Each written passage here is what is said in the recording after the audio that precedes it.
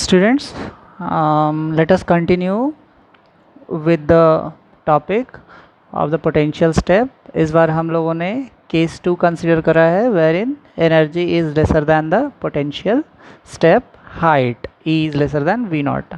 हमने इसके पहले वाला केस देखा था जहाँ की पार्टिकल की एनर्जी V naught से ज़्यादा थी, बट इस बार पार्टिकल की एनर्जी V naught से कम है.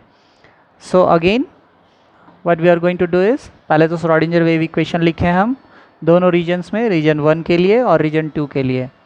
रीजन 1 के लिए आप श्रोडिंगर इक्वेशन लिखते हैं -h² upon 2m d² psi1x upon dx² equals to E psi1x. Fine, क्योंकि इस रीजन में पोटेंशियल ज़ीरो है. ऑल राइट, सो इसको सिंप्लीफाई किया आपने t² psi1x upon dx2 plus 2me upon h² psi1x equals to 0 for the region x less than equal to 0. All right, region 2 के लिए जहाँ x इज ग्रेटर देन 0 आपने Schrodinger equation लिखा. This time you have a definite potential, so you have written -h² upon 2m d² psi2x upon dx2 plus v naught psi2x equals to E psi2x. Simplify किया इसको to make this k2 dash square, मैंने इसको consider किया. On the similar line आपने इसके पहले इसको consider किया था k1², ओके, और सोल्यूशन निकाला था डिफरेंशियल इक्वेशन का, सेकेंड ऑर्डर डिफरेंशियल इक्वेशन का. यहाँ वही चीज़ है d² psi2 upon dx2 minus 2m upon h² v naught minus E psi2x equals to 0. This term is considered as k2 prime square, k2 dash square, okay, जहाँ k2 dash 2m upon h² v naught minus E है. You remember हमने जब भी potential step का case 1 किया था जहाँ E greater than 0 था, so we had plus E minus V naught. क्यों? और यहाँ पे हमने क्या किया, माइनस बाहर लिया and we made this term positive because V naught is greater than E, so this term becomes positive. और चूंकि हम इसको k2 डैश स्क्वेयर के इक्वल कर रहे हैं, k2 dash square has to be positive, right. इसलिए this term has to be made positive by making v naught minus E, और उसके लिए आपको बाहर में नेगेटिव साइन लेना पड़ा. ठीक है, ये मैथमेटिकली थोड़ा सा you have to be wiser here. Now the problem is solve for you. ये भी आपका second order ordinary differential equation, ये भी आपका second order ordinary differential equation. So आपने जहाँ यहाँ पे अगर छूट गया है, so you can write wherein k1² is 2me upon h². Okay, ये हम ऑलरेडी कर चुके हैं पिछले केस में, है ना. So now solution of equation 1. Equation 1 का सॉल्यूशन आपने निकाला है a e to the power iota k1x plus b e to the power minus iota k1x. all right, for the region x less than equal to 0. let us name this as equation 3. all right, solution of equation 2. इस ordinary differential equation का कैसा एक solution निकलता है, exponential, right. So this is as good as solving d2y upon dx2 minus k² equals to 0. Solve करते थे इसको, right. So solution is like c e to the power minus k2x plus d e to the power plus k2 prime x. Let us call it k2 prime और k2 dash, because हमने potential step के इसके पहले वाले case में k2 define कर रखा है ना, and that one was E minus V naught. Fine guys, याद कीजिए acceptability of wave function. Wave function को वेल बिहेव्ड होने के लिए फाइनाइट होना चाहिए हर जगह पे. बट देखिए तो क्या ये है, x इज ग्रेटर देन 0, और ये एक्सपोनेंशियली इंक्रीजिंग फंक्शन है, पॉजिटिव एक्सपोनेंट है. मतलब अगर x टेंड्स टू इन्फिनिटी तो दिस टर्म बिकम्स इनफाइनाइट.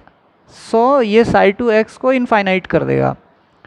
इसीलिए ये टर्म एक्सेप्ट नहीं कर सकते हैं हम लोग. Fine. So if you come back again,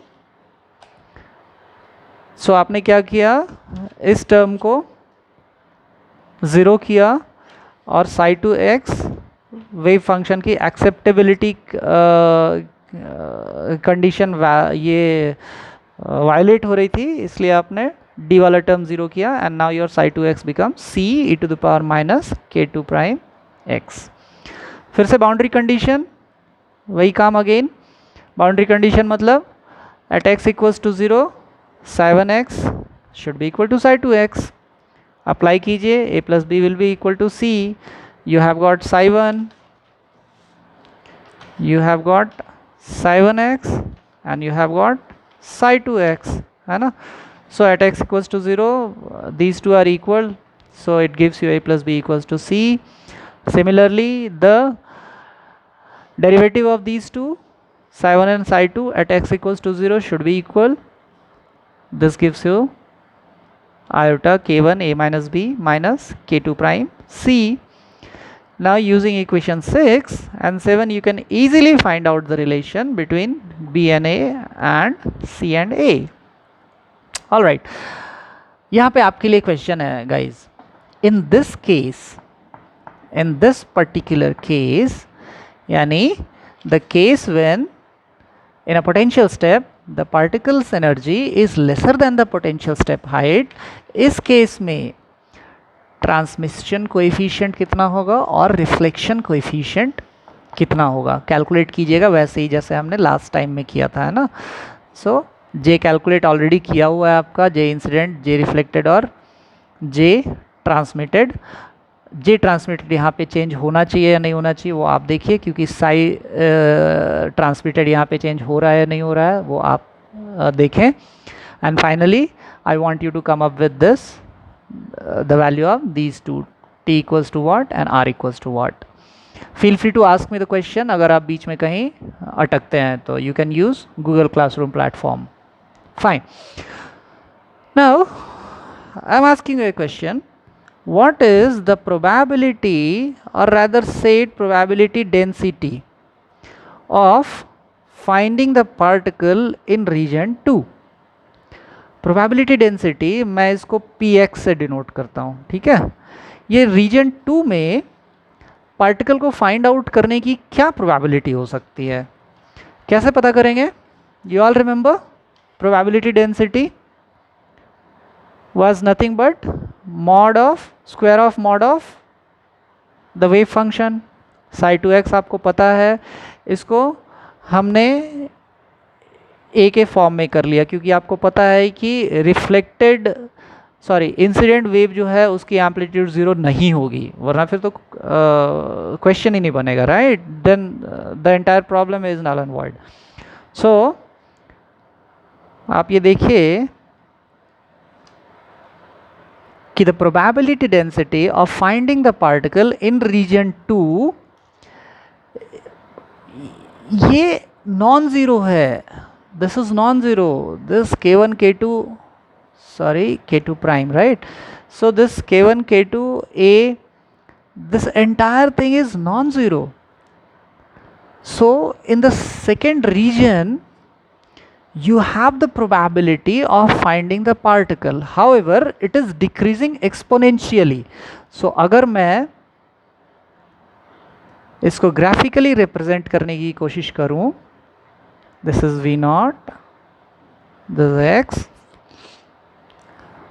so अगर मैं ग्राफिकली रिप्रेजेंट करने की कोशिश करूं, this is the incident wave and transmitted wave falls exponentially, right.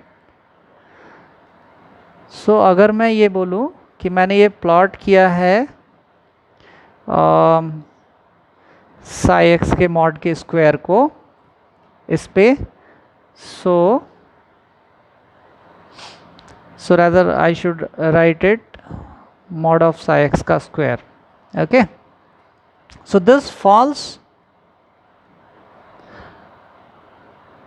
Exponentially, मतलब जैसे आप इस बाउंड्री से दूर जाएंगे तो पार्टिकल को फाइंड आउट करने की प्रोबेबिलिटी ऑलमोस्ट ज़ीरो हो जाएगी, लेकिन near the boundary you still have the probability of finding the particle. This is the in contrast with classical mechanics. Guys आप इमेजिन कीजिए, आपके पास एक टेनिस की बॉल है और this is the height of the wall.